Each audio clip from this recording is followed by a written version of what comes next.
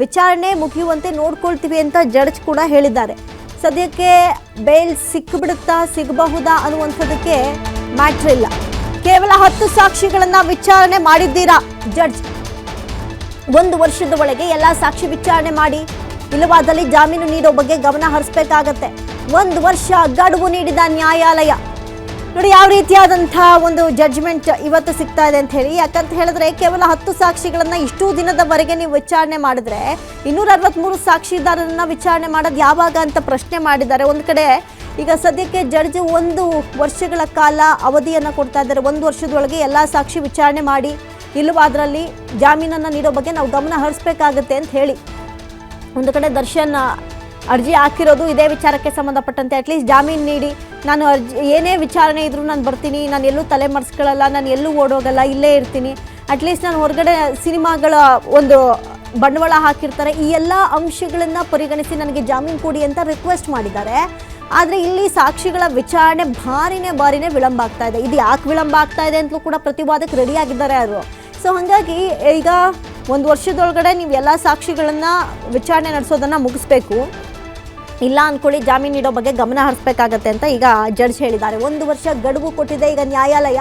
ಹಾಗಾಗಿ ಮುಂದೆ ಇನ್ನು 1 ವರ್ಷದ ಕಾಲ ದರ್ಶನ್ ಜೈಲು ಪಾಲ್ ಆಗೇ ಆಗ್ತಾರ. ನೋಡಿ, ಸುಪ್ರೀಂ ಕೋರ್ಟ್ನಲ್ಲಿ ನಟ ದರ್ಶನ್ಗಿಲ್ಲ ರಿಲೀಫ್, ನಟ ದರ್ಶನ್ಗೆ ಸದ್ಯಕ್ಕಿಲ್ಲ ಜಾಮೀನು.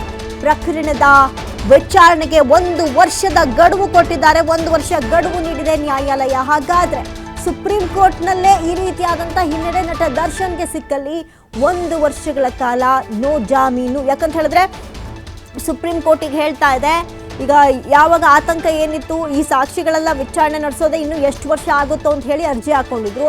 ಈಗ ಸುಪ್ರೀಂ ಕೋರ್ಟ್ 1 ವರ್ಷ ಟೈಮ್ ಕೊಡ್ತಾ ಇದೆ. 1 ವರ್ಷದೊಳಗಡೆ ಉಳಿದಂಥ 263 ಸಾಕ್ಷಿಗಳ ವಿಚಾರಣೆಗಳು ನಡೆಸ್ಬಿಡಿ ಅಂತ. ಸೊ 1 ವರ್ಷದೊಳಗಡೆ ಅಷ್ಟೆಲ್ಲ ವಿಚಾರಣೆಗಳ ನಡೆಸಿದ ಮೇಲೆ ಈ ಪ್ರಕರಣದ ಜಡ್ಜ್ಮೆಂಟ್ ಕೊಡೋದಕ್ಕೆ ಒಂದು ಕಡೆ ಜಡ್ಜ್ಗೆ ಅನುಕೂಲ ಆಗುತ್ತೆ. ಇದು ಒಂದು ಕಡೆ ಆದರೆ 1 ವರ್ಷಗಳ ಕಾಲ ವಿಚಾರಣೆ ನಡೀತಾ ಇರುತ್ತೆ ಅಂತ ಹೇಳಿದ್ರೆ ದರ್ಶನ್ ಸೈಲೆಂಟ್ ಆಗಿರ್ಬೇಕಾಗುತ್ತೆ. ಈ ಮೂಲಕ ದರ್ಶನ್ಗೆ ಸದ್ಯಕ್ಕಿಲ್ಲ ಜಾಮೀನು. ಪ್ರಕರಣದ ವಿಚಾರಣೆಗೆ 1 ವರ್ಷ ಗಡುವನ್ನ ಕೊಡಲಾಗಿದೆ. 1 ವರ್ಷದ ಒಳಗೆ ಬಾಕಿ ಉಳಿದಿರುವಂತಹ 263 ಸಾಕ್ಷಿಗಳ ವಿಚಾರಣೆಯನ್ನ ನಡೆಸಬೇಕಾಗತ್ತೆ. ಹಾಗಾಗಿ ಈಗ ಸದ್ಯಕ್ಕೆ ನ್ಯಾಯಾಲಯ ಇಂಥದ್ದೊಂದು ತೀರ್ಪನ್ನ ಕೊಟ್ಟಿರುವಂಥದ್ದು. ಸುಪ್ರೀಂ ಕೋರ್ಟ್ನಲ್ಲಿ ನಟ ದರ್ಶನ್ಗೆ ಸಿಗಲಿಲ್ಲ ರಿಲೀಫ್, ಸಿಗುತ್ತೆ ಅನ್ನುವಂಥ ಒಂದು ಭರವಸೆಯನ್ನ ಇಟ್ಟಿದ್ರು.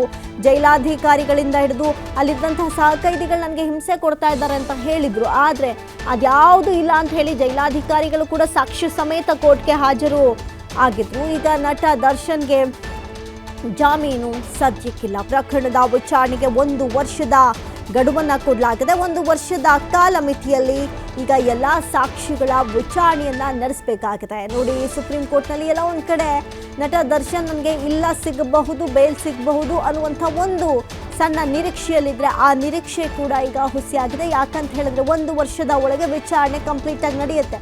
ಅಲ್ಲಿವರೆಗೂ ಹಾಗಾದರೆ ಬೇಲ್ ಸಿಗುವಂಥ ಚಾನ್ಸಸ್ ಬಹುತೇಕ ಕಡಿಮೆ ಆಗಿದೆ. 1 ವರ್ಷಗಳ ಕಾಲ ಈಗ ಸದ್ಯಕ್ಕೆ ಜೈಲಿನಲ್ಲಿ ಇರಬೇಕಾಗತ್ತೆ. ಸಾಕ್ಷಿಗಳದೆಲ್ಲ ವಿಚಾರಣೆ ನಡೀಬೇಕಲ್ಲ. 6 ತಿಂಗಳ ಒಳಗೆ ವಿಚಾರಣೆ ಮುಗಿಸೋದಕ್ಕೆ ಮನವಿ ಮಾಡಿದ್ದಾರೆ. ಇಮಿಡಿಯೇಟ್ ಆಗಿ ಸುಪ್ರೀಂ ಕೋರ್ಟ್ಗೆ ದರ್ಶನ್ ಪರ ವಕೀಲರಿಂದ ಮನವಿಯನ್ನ ಮಾಡಲಾಗಿದೆ.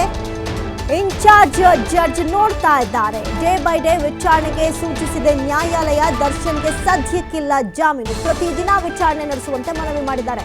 ನೋಡಿ, ಒಂದ್ ಕಡೆ ಸುಪ್ರೀಂ ಕೋರ್ಟ್ ಏನು ಹೇಳ್ತು, ಈಗ ಸದ್ಯಕ್ಕೆ ನೀವೇನಾದರೂ ವಿಚಾರಣೆಯನ್ನ ಇನ್ನಷ್ಟು ವಿಳಂಬ ಮಾಡಿದ್ರೆ ಜಾಮೀನು ಕೊಡೋದ್ರ ಬಗ್ಗೆ ನಾನು ಯೋಚನೆ ಮಾಡಬೇಕಾಗತ್ತೆ ಅಂತ ಹೇಳಿದ್ರು. ಆ ಸಂದರ್ಭದಲ್ಲಿ 1 ವರ್ಷದೊಳಗಡೆ ಹಾಗಾದ್ರೆ ಮಾಡ್ಕೊಂಬಿಡಿ ಅಂತ ಹೇಳಿದ್ರು. ಇರುವಂಥ 263 ಸಾಕ್ಷಿಗಳನ್ನ 1 ವರ್ಷದೊಳಗಡೆ ವಿಚಾರಣೆ ಮಾಡ್ಕೊಂಬಿಡಿ ಅಂತ. ಆದರೆ ಇಮಿಡಿಯೇಟ್ ಆಗಿ ಏನು ಮಾಡೋದು, ದರ್ಶನ್ ಪರ ವಕೀಲರು ಆಯಿತು ಇಂಥ ನಿರ್ಧಾರಕ್ಕೆ ಬರ್ತೀರಾ ಅನ್ನೋದಾದ್ರೆ ಈ ವಿಚಾರಣೆಯನ್ನ 6 ತಿಂಗಳೊಳಗಡೆ ಮಾಡಿಕೊಡಿ ಅಂತ ಹೇಳಿ ಮನವಿಯನ್ನ ಮಾಡಿಕೊಂಡಿದ್ದಾರೆ. ಸುಪ್ರೀಂ ಕೋರ್ಟ್ಗೆ ದರ್ಶನ್ ಪರ ವಕೀಲರಿಂದ ಮನವಿಯನ್ನ ಮಾಡಿಕೊಳ್ಳಲಾಗಿದೆ. ಇನ್ಚಾರ್ಜ್ ನೋಡ್ತಾ ಇದ್ದಾರೆ. ಡೇ ಬೈ ಡೇ ವಿಚಾರಣೆಗೆ ಸೂಚಿಸಿದ ನ್ಯಾಯಾಲಯ ದಿನ ಬಿಡ್ ದಿನ ಅಥವಾ ಪ್ರತಿದಿನ ಹೆಂಗಾದ್ರೂ ಮಾಡಿ ಈ ಒಂದು ಕೇಸ್ ವಿಚಾರದಲ್ಲಿ 263 ಸಾಕ್ಷಿಗಳೇನು ಉಳ್ಕೊಂಡಿದ್ದಾರೆ ಅವ್ರನ್ನ ಎವ್ರಿಡೇ ವಿಚಾರ ಮಾಡಿದ್ರು ಪರವಾಗಿಲ್ಲ, ನಮಗೆ 6 ತಿಂಗಳಲ್ಲಿ ಮುಗಿಸ್ಕೊಡಿ ಅಂತ ಮನವಿ ಮಾಡಿದ್ದಾರೆ. ಒಟ್ಟಾರೆ 6 ತಿಂಗಳು 1 ವರ್ಷನೋ ಸದ್ಯಕ್ಕೆ ದರ್ಶನ್ಗಂತೂ ಜಾಮೀನು ಇಲ್ಲ. ಪ್ರತಿದಿನ ವಿಚಾರಣೆ ನಡೆಸುವಂತೆ ಮನವಿ ಮಾಡ್ಕೊಂಡಿದ್ದಾರೆ. ಈಗ ಅಷ್ಟು ಜನ ಸಾಕ್ಷಿ ಇದ್ದಾರೆ ಅಥವಾ ಅಷ್ಟು ಜನ ಸಾಕ್ಷಿ ಇದೆ ಅಂತ ಹೇಳಿದ್ರೆ ಎವ್ರಿಡೇ ವಿಚಾರಣೆ ಮಾಡಿ ಜೊತೆಗೆ 6 ತಿಂಗಳೊಳಗಡೆ ಮುಗಿಸ್ಕೊಡಿ ಅಂತ ಹೇಳಿ ಮನವಿಯನ್ನ ಮಾಡ್ಕೊಂಡಿದ್ದಾರೆ.